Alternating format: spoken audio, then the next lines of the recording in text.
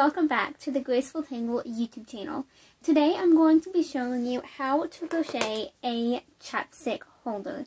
I absolutely love these little things. They take less than 10 minutes to make and make the perfect last minute gift or an addition to maybe a store-bought gift for a handmade touch, not to mention a really awesome seller for markets or Etsy or anything like that.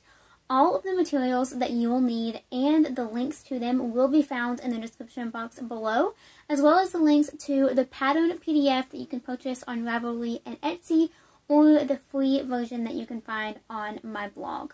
Again, all of those things will be linked down below.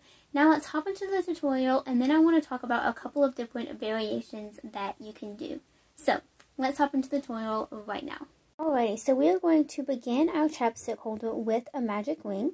So to make my magic rings, I wrap my yarn twice around my first two fingers, crossing it the second time.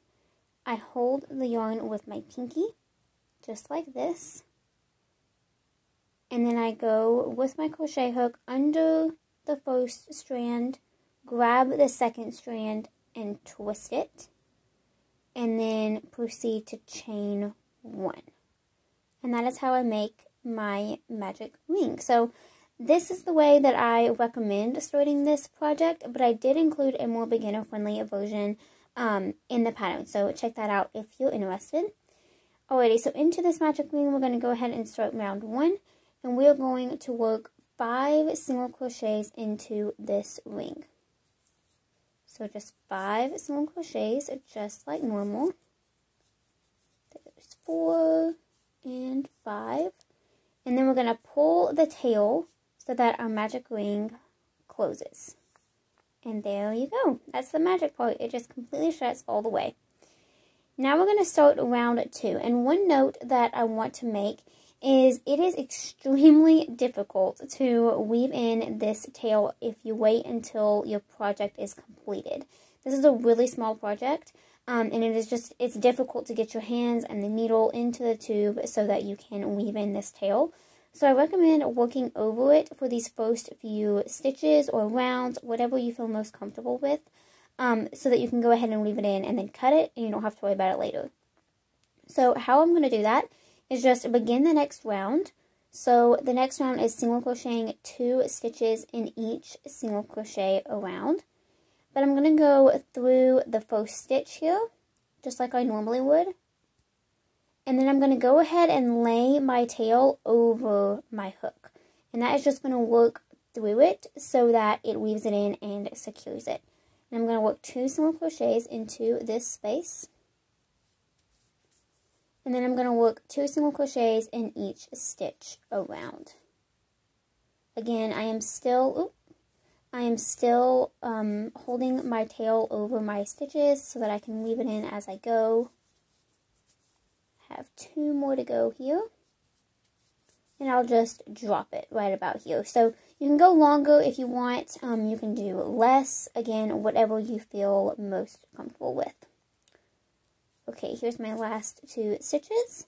And now I'm going to count and make sure that I have 10.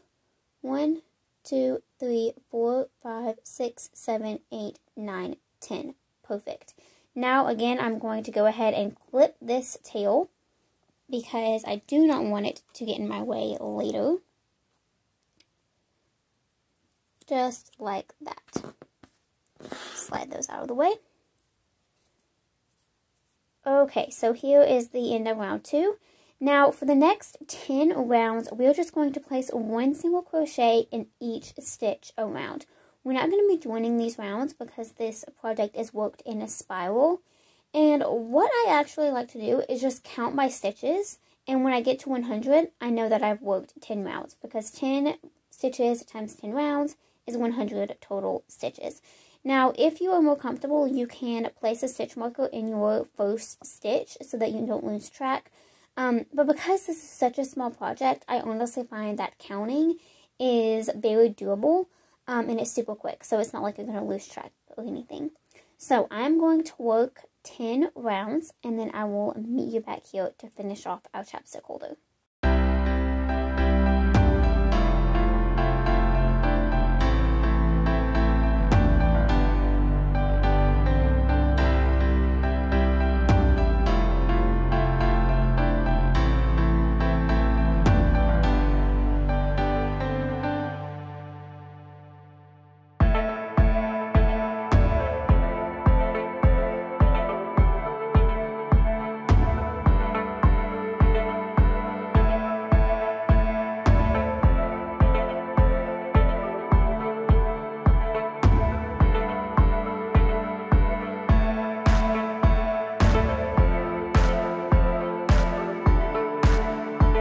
Okay, so I have finished my 10 rounds, and now I have a little crochet tube here. I'm going to now slip stitch into the next stitch and chain 5. Now I'm going to attach my queuing, and to do that I'm just going to grab my queuing here, insert the entire crochet piece into it from bottom to top, and you can see that it is now hanging on that chain 5 we just made. Now I'm going to grab my working yarn again and slip stitch into the next stitch, just like so. And then I'm just going to slip stitch into the next stitch again to finish off and cut my yarn, just like that.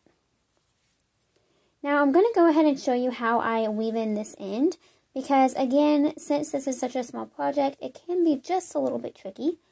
So first, I grab a yarn needle that is a little bit smaller than what I would typically use. Because our gauge is so tight, we want to be sure to counteract that with a smaller needle.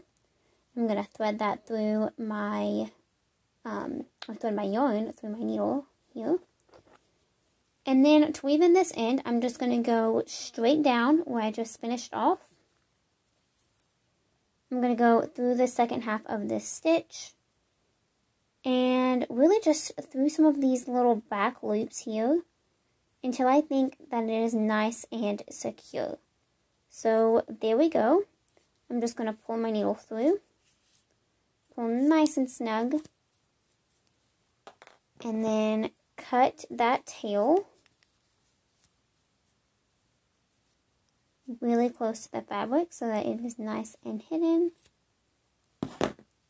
Just like that. And now you can grab your chapstick and insert it into the tube. And there you go. There's your finished chapstick holder. I hope you enjoyed that tutorial and found it helpful. Like I said at the beginning, I absolutely love these chapstick holders. They're so quick and make the perfect last minute addition to anything you need a little handmade touch for. Now, a couple of things that I wanted to share about this pattern and this product before signing off.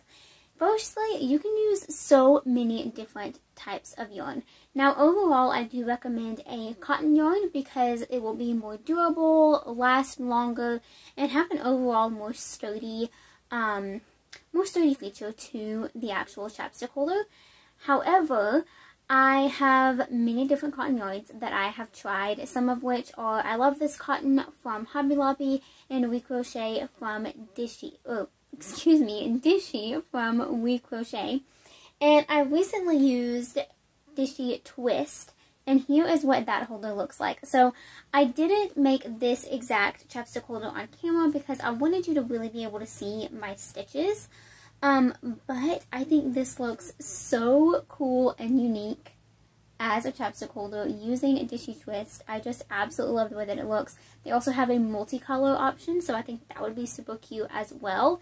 And then you could also play around with weights. So you could use maybe 2 strands of fingering held together. There's so many different options you can do for this pattern, and I really like that part about it. Also, if you want to use a completely different yarn weight, you can simply adjust the amount of stitches that you start with, and that way your holder will still fit your given chapstick. Or if you have a bigger chapstick, you can use more stitches for that too. So let me know in the comments if you have any questions, or reach out to me on any of my other social media platforms or email. All of those things will be listed in the description box, so don't hesitate to reach out if need be. Again, I hope you enjoyed this tutorial and found it helpful. Don't forget to hit that subscribe button if you haven't already, and then tap the notification bell right beside it so that you don't miss out on any future videos. Thank you so much for watching, and I will see you all next time. Bye!